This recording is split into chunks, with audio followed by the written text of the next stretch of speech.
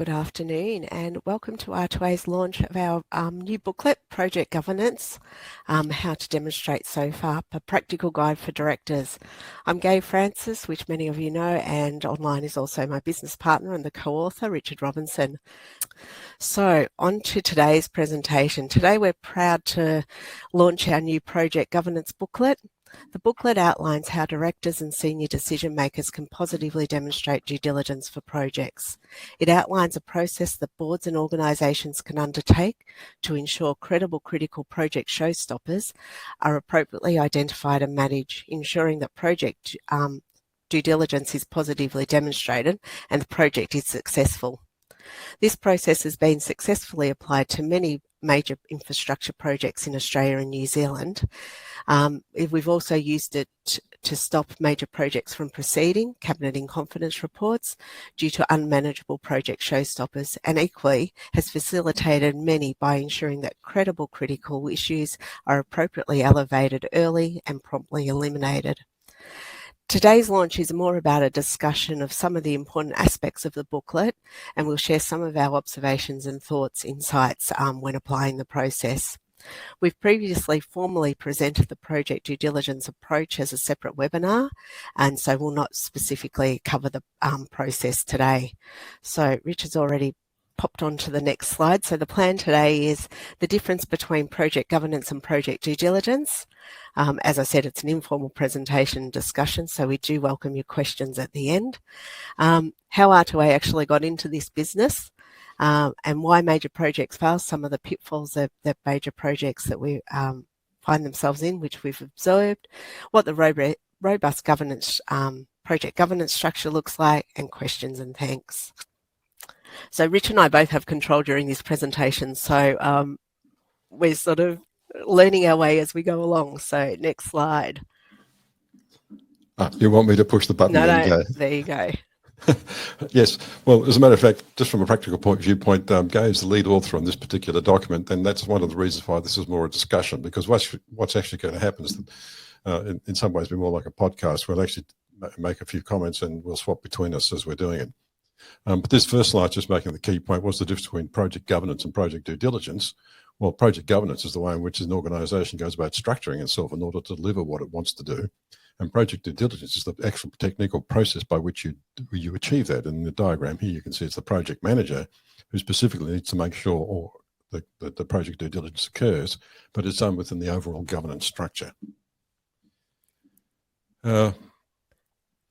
How we got into this? Well, we sort of osmosed into it. This was not something R2A ever chased. It literally wasn't. I mean, as expert witnesses, we basically got used to the idea that due diligence is a defence against negligence. The trick is, of course, is that negligence can actually occur in a large number of places. It can occur for human injury. It can occur because contracts don't get well done. It can occur because directors fail to pay, or fail to demonstrate that they can pay their bills when they fall due, and all those sorts of things.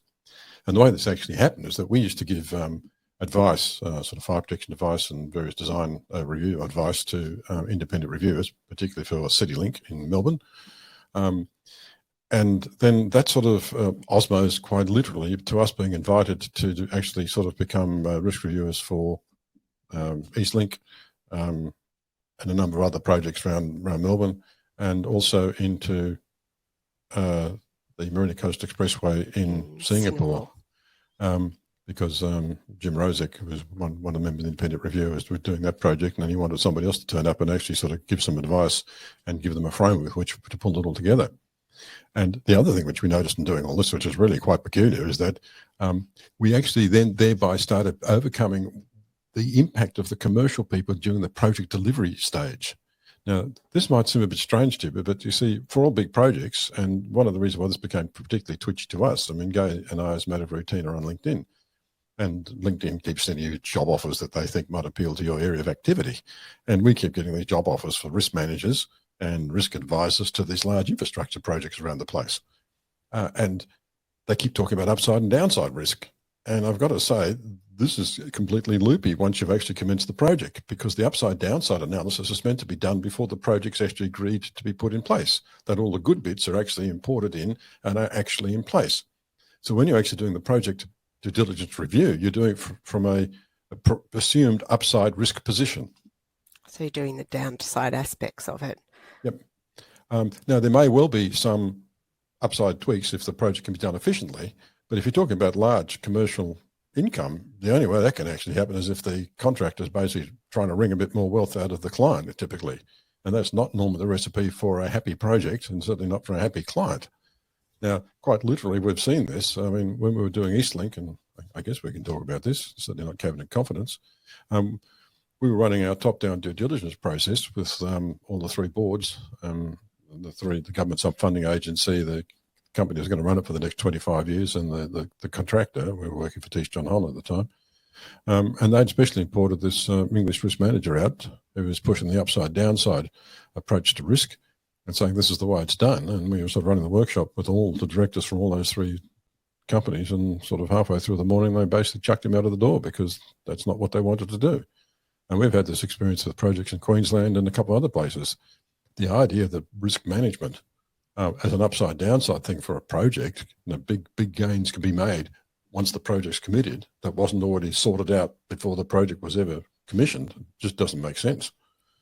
Anyway. And I think also from the top-down perspective, it's always well known what the project delivery critical success outcomes are, but not necessarily the project performance. So getting those articulated in a way that all of the stakeholders understand, which is really how we sort of got into that, was more around the project performance critical success outcomes for the ultimate owner that sort of drove some of the stuff that we did, Richard. Yes, and that's what this slide here is trying to show, the next one. You see, most project risk assessments that we see do focus on practical completion. That's where they get to. So the tenderer sort of says, well, I'm going to deliver it on time, on to budget and to spec, and if I do that, we walk away happy. Whether it actually finally delivers what the actual owner ultimately wants, which is the critical success outcomes, is another question entirely. And the number of projects we've come across where practical completion has nominally been achieved, but the person actually trying to make it work is suddenly spending a huge amount of time and effort getting it back on, well, I'll say the rails, but that's perhaps an unfortunate analogy for this back purpose. On track. Mm-hmm. And that really sort of starts to touch on the problems that we've observed. You see, one of the real problems is that normally the way most people try to do these things is they try to do the risk assessment. Okay, is my mouse showing? I didn't ask that question. No, it's not. I'll put that out of the way. In the diagram to the left, the project risk management sort of starts somewhere between concept and construction, typically during the tender stage. And what people typically do is they get people who've suffered similar pain in previous projects. They all get together and they sort of say, well, okay, what pain did you suffer? Let's make sure that's in the project risk register. And quite often they borrow a risk register from a previous nearest project, and you can usually tell that's the case because usually the name of that project is still left in there because somebody hadn't done a global search, which is completely frustrating. So before you even start your project, you've got a risk register of hundreds of items rather than tens of items. Which nobody's game to get rid of any of them, and may or may not be totally relevant to your project. And so suddenly you just start overwhelming the entire system with effort, and everybody who comes to the next risk workshop knows that there's a lot of dross in there, and that's they're wasting, and there's a lot of wheel spinning going on. And after a while, nobody wants to go there.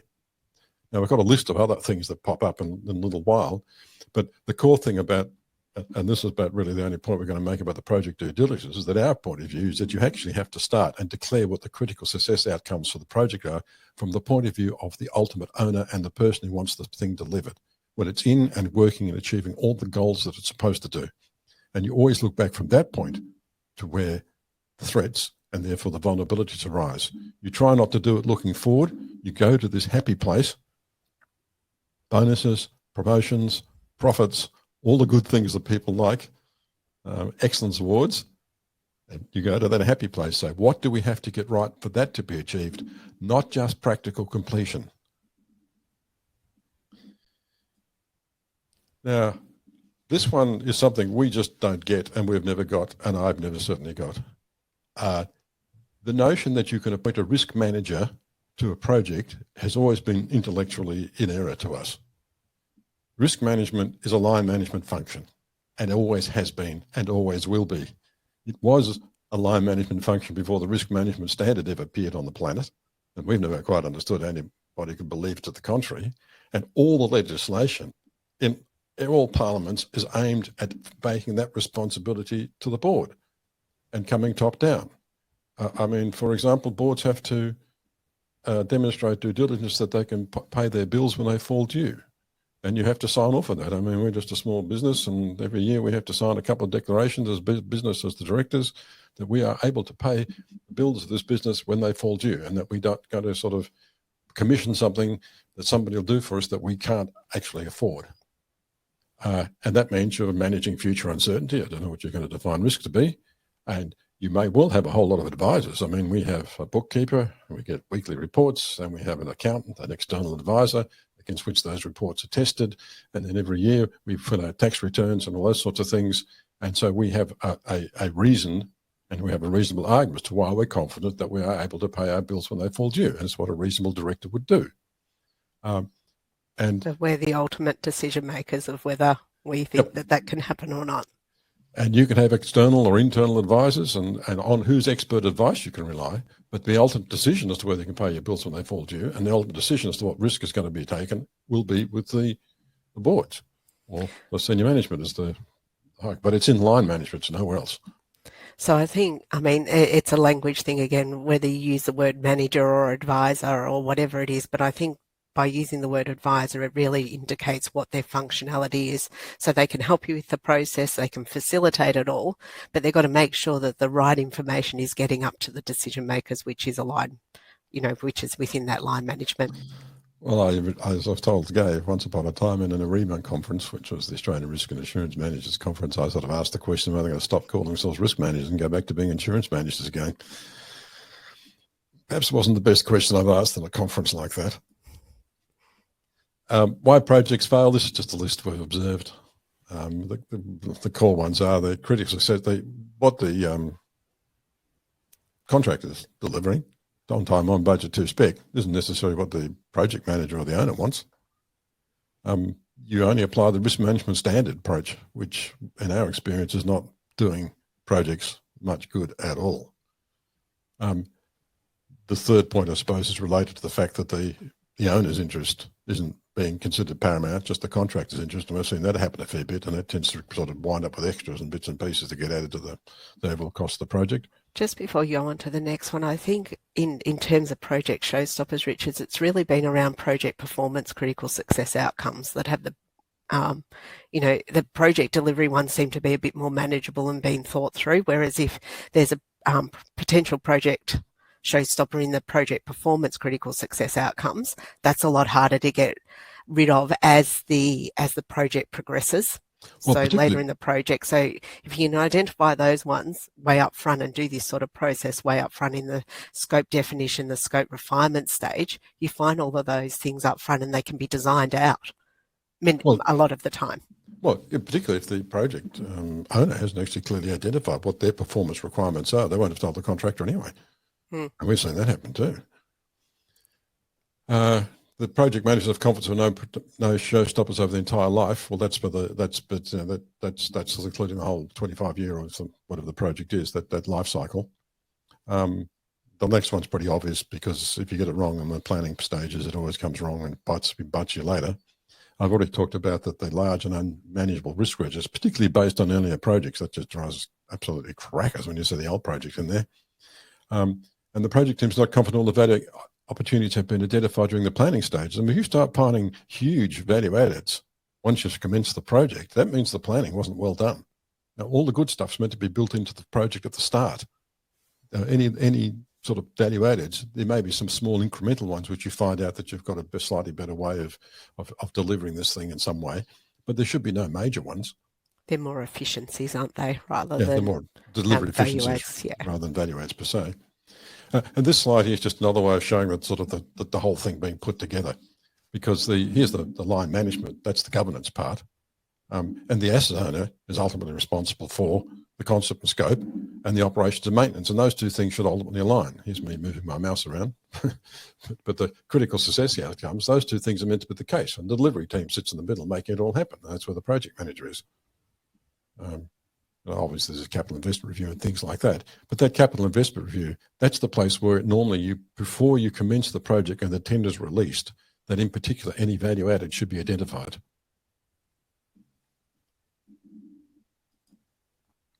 And this is just sort of the second last slide. This is just the corporate reporting framework.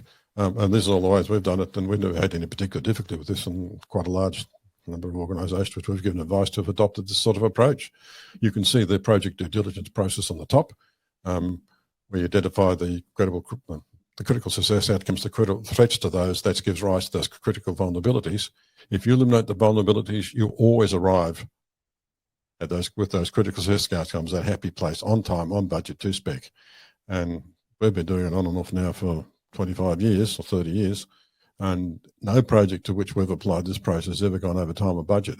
And we're talking major projects, the big ones. I mean, we've gone from about 10 million to about 3.5 billion, I think, Marina Coast Expressway.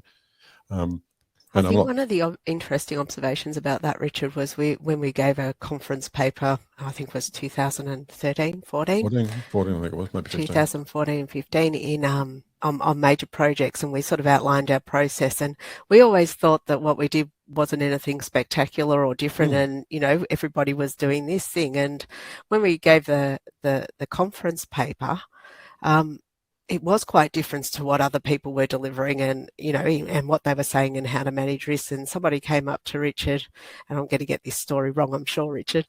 I came up to Richard after the conference and said, "Did you do this similar process for another project that Tex John Holland delivered?" And we said, "No, we didn't." And they said, or they lost some money on those particular ones. And the process that we did, we always thought that it was just an add-on. The people that come and do this process are pretty switched on, very good risk advisors that do these sort of process. So we just thought it was that independent check that we did. But it was a governance process, independent governance process that they were doing. So we never thought it was anything special. But then after talking to people that didn't have the process applied, and the trouble. Okay, you've just gone on the blink on silent. I don't know why. I just pressed mute, that's why. I was doing my hand. Sorry about that. So we didn't think that it was anything special, but after we spoke to people, maybe it was that independent governance approach and that high-level approach coming top down that did make the difference. It was almost a confirmation, wasn't it, of what they thought was going to happen. Well, I think the ones that surprised us the most were the two rolling stock projects to do the Class E tram procurement, the first 60 of those, and the first tranche of extrapolis trains procurements. And in both rolling stock projects, notoriously go over time and budget, apparently, which we didn't particularly know, because the only ones we ever had anything to do with always came in on time and budget. But that's the way it sort of goes. Anyway, the point of this slide here is that, and again, if you look at the diligence thing, you'll find that because of the way we do it, the number of threats, which gives rise to a significant number of vulnerabilities that affect the critical success outcomes, but the number of threats normally only comes to about 30 per project. And so the number of issues you're looking at in the risk register are basically minute. And then only some of those, because if you want to have the vulnerability table or the risk table, whatever you want to call it, risk register, and if you want to do a risk characterization of it, only relatively few of those need to get escalated into the corporate risk system. So this cuts down the dross violently. Not only is the project risk register and framework tiny, but the actual number is literally just a few.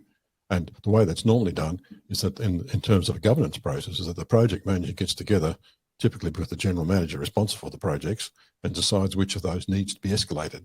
Because otherwise it's just the job of the project manager to get it right. It's the project manager's job to demonstrate due diligence, but it's got to do it in a way which satisfies the governance system of the organisation, which is what's shown on the left-hand side of that slide. I think the other thing that it cuts through is we've seen a lot of projects worry about things that are not vulnerabilities. They identify what the threat could be, but if it doesn't affect any of your critical success outcomes, then don't waste your time worrying about it, because it won't have an impact on your project. It's not just the threat that has to manifest itself. It has to actually be the vulnerability. So it has to have an impact on one of your critical success outcomes. So that's why it's so important to make sure that they're identified and clearly articulated.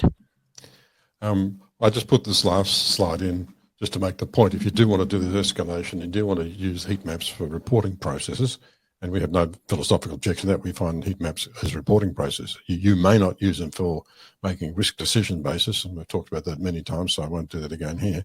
But you may not use them for risk decision making purposes, but you can certainly use them for reporting purposes.